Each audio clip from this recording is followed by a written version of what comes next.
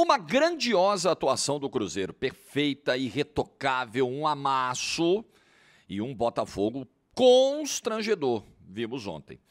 Dá um like no vídeo aí, se inscreve em todos os canais da TNT Esportes Brasil para não perder vídeos, análises, todos os conteúdos que a gente prepara para você.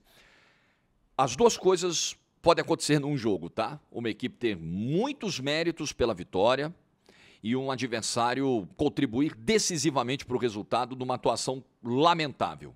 Então, uma coisa não ofusca a outra. O demérito não tira o mérito, não tira o brilho da vitória do Cruzeiro. O Cruzeiro foi o time ontem perfeito, sólido, numa marcação-pressão que sufocou o Botafogo e que tirou completamente as chances do Botafogo de armar, construir jogadas. Então, isso é mérito do seu treinador. Um Cruzeiro que entrou pressionado, porque eram 3 tropeços seguidos, 2 no Brasileiro, um deles absolutamente inesperado contra o Ceará dentro de casa, e um na Copa do Brasil também dentro de casa contra o CRB. E aí, na nossa cabeça imediatista, né? Parece que o campeonato de pontos corridos começou ano passado. Galera, começou em 2003. A gente sabe que existem oscilações, existem momentos de instabilidade, tropeços, sequências ruins. O Cruzeiro viveu isso. Teve uma sequência ruim aqui, teve 3 jogos ali sem vencer. Ah, esse é o Cruzeiro que vocês diziam que ia ser campeão brasileiro, esse é o Cruzeiro de vocês. Aí as pessoas já começam a traçar os seus conceitos definitivos. E obviamente que não. O Cruzeiro, ele é muito mais o Cruzeiro do decorrer do Campeonato Brasileiro do que o Cruzeiro que a gente viu nesses 3 últimos jogos, né? De um Cruzeiro contra o Ceará que realmente destoou muito, mas o Cruzeiro, ele é muito mais o time das 11 vitórias do campeonato, o time da 3ª melhor defesa do campeonato, do 2º melhor ataque do campeonato, do que o time dessa última semana. Então é normal que exista oscilação, exista um problema aqui, outro ali, mas a gente tem que olhar para o todo, e o todo da temporada do Cruzeiro, do Campeonato Brasileiro do Cruzeiro especificamente, é muito bom. É um time muito seguro, é um time muito consistente, um time letal. Quando o John erra a reposição, o Wanderson tá esperto, pum, sai o gol. Quando o Cruzeiro tem oportunidade do contra-ataque, o Caio Jorge arranca o campo inteiro e o Matheus Pereira chega na área para finalizar. E o time aproveita a chance, e um cochilo também. Eram 3 zagueiros do Botafogo e eles não conseguiram cortar, interceptar o passe, nem atrapalhar o Matheus Pereira para fazer a finalização. Então, esse é o Cruzeiro. O Cruzeiro é eficiente, é bem treinado, é consciente. E tem jogadores individualmente muito bem, assim. Alguns se recuperando. O Cássio, por exemplo, hoje é um exemplo disso. Cássio teve um fim de 24 complicado, um início de 25 ruim. Cheguei no de placa, dizer, galera, acho que o Cruzeiro precisa contratar um goleiro, não é para revezar com o Cássio, disputar com o Cássio, é para barrar o Cássio. E o Cássio deu a volta por cima. Ontem, na única bola que chegou na cabeçada do Barbosa, ele fez uma bela defesa no segundo tempo. Verdade que a proteção defensiva também ajuda, né? Você ter uma zaga hoje tão segura como essa do Cruzeiro, com Fabrício, Bruno e Vidalba, com certeza o goleiro agradece. Mas o Cássio, nas bolas que estão chegando, e não são todas, não são muitas, não à toa o Cruzeiro só tem 11 gols sofridos no campeonato, o Cássio está dando conta do recado. O Matheus Pereira, um jogador que teve um momento de instabilidade na relação com o torcedor, aquela declaração lá na pré-temporada dos Estados Unidos, voltou a apresentar um nível muito legal, e ele já tinha terminado mal também o ano de 2024. Além de outros jogadores, né, que chegaram, como o Caio Jorge, por exemplo, e a confiança está no talo, está no nível máximo, né? Então é um Cruzeiro que tem nas mãos do seu treinador um trabalho muito bem executado. A estratégia ontem foi perfeita. Durante o jogo, correções foram necessárias. Quando o Montoro começou a se criar para cima do William, o Leonardo Jardim percebeu. Vamos fazer uma dobra aqui. Cristiano, vai dar um socorro, vai dar uma ajudinha pro William lá, porque esse Montoro é enjoado. E deu certo, e a partir daí o Montoro não andou mais no jogo. Tem um momento do segundo tempo em que o Cruzeiro sofre um pouquinho, principalmente depois da entrada do Cuiabano, do Botafogo, entrou bem, uma válvula de escape sempre muito importante pro Botafogo na esquerda, mas tirando isso, a reta final do jogo foi tranquila de novo pro Cruzeiro, aí os pneus do Botafogo arriaram. Então é o Cruzeiro com 37 pontos, mesma pontuação do Flamengo, porém com um jogo a mais, mas candidataço ao título brasileiro. Eu continuo mantendo o Cruzeiro nessa briga, nessa projeção. Não acho que os 3 tropeços aí mudariam sensivelmente o que eu penso e o que eu vejo esse time fazer, e fez ontem de novo. Com absoluta autoridade e superioridade. Foi grande o Cruzeiro ontem, não deixou o Botafogo jogar. O Botafogo, que, como eu tenho dito, escolheu o caminho mais difícil para ele nessa temporada.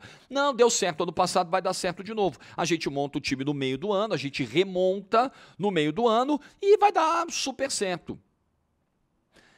Sejamos aqui inteligentes, lógicos, racionais. O que você acha que tem mais chance de dar certo?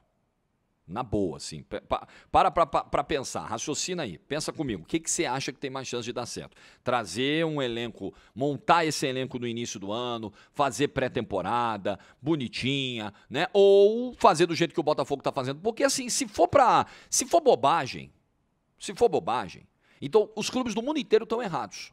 Os clubes europeus, por exemplo, que hoje estão no topo do mundo, eles estão todos errados. Eles fazem pré-temporada, eles montam os seus elencos no início da temporada, aí fazem uma pré-temporada, fazem amistosos, vão jogar em outros países, alguns vão até para os Estados Unidos e tal.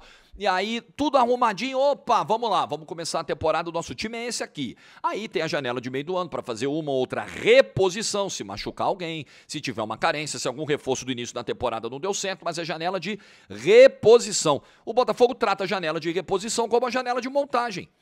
E aí você chega em agosto, no mês mais difícil do ano, com os mata-matas se avolumando, e você ainda não tem um time entrosado. Falta claramente entrosamento ao Botafogo. Qualidade tem, eu acho que tem. Botafogo tem bons momentos, teve um ótimo jogo contra o Red Bull Bragantino, mas ainda não atingiu esse nível de constância, porque não tem nem tempo para isso. Porque ele escolheu esse caminho, um caminho equivocado, um caminho que fez o time abrir mão de 2 títulos em fevereiro. Eu acho isso imperdoável, eu acho isso um erro horroroso do Textor. Como se o Botafogo já tivesse na galeria de troféus dele 5 Recopas Sul-Americanas, 3 Supercopas do Brasil. Ele não tem nenhuma das duas. E ele simplesmente falou, tudo bem, vou abrir mão. Contra o Flamengo, o maior rival, uma Supercopa do Brasil, bobagem, nem é importante. Imagina, ganhar um título do maior rival do clube, nem é importante. Então ele está pagando o preço. E ele ainda tem carências de elenco para preencher. O Montoro, por mais que ele tenha tentado algumas vezes arrastar para a linha de fundo e tal, ir para cima do William, mas ele não é um jogador de 1 contra 1 como era o Luiz Henrique. O Montoro é muito mais Almada do que o Luiz Henrique. O Botafogo precisa desse ponta. O Botafogo precisa de um cara na direita fazer uma sombra para o Arthur, porque o Arthur continua mais errando do que acertando. Tem o mérito de tentar. Erra, tenta, não se abate, não baixa a cabeça, mas erra demais, demais. Não saiu nada do Arthur com o Vitinho ontem pelo lado direito, nada, uma única jogada, nada. Arthur Cabral ontem, todas as bolas que foram no pé do Arthur Cabral morreram, todas, não fez um pivô, uma escorada, fisicamente mal, pesado, sem dinâmica, precisa trazer outro atacante, né? Se for só com o Arthur Cabral, para a exigência da temporada, tá claro que ele não vai aguentar. Contra o Corinthians, eu falei aqui, nos espaços aqui, com 20 do segundo tempo ele estava com a língua de fora. Ele terminou o jogo morto, ele terminou o jogo andando em campo. Ontem um negócio horroroso, precisa contratar, precisa de zagueiro. O Caio Pantaleão ontem saiu machucado no intervalo, o Barbosa está suspenso para sábado contra o Fortaleza, só tem o David Ricardo.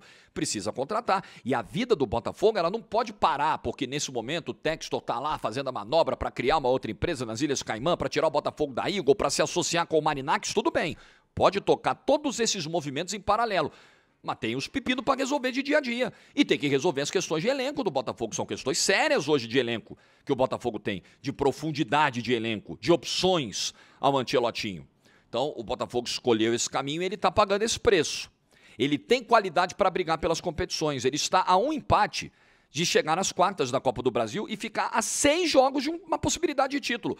Com a qualidade individual que o time tem, você duvida que isso seja possível? Eu não duvido. Eu não tiraria o Botafogo do rol dos candidatos. Mas, obviamente, ele está menos pronto.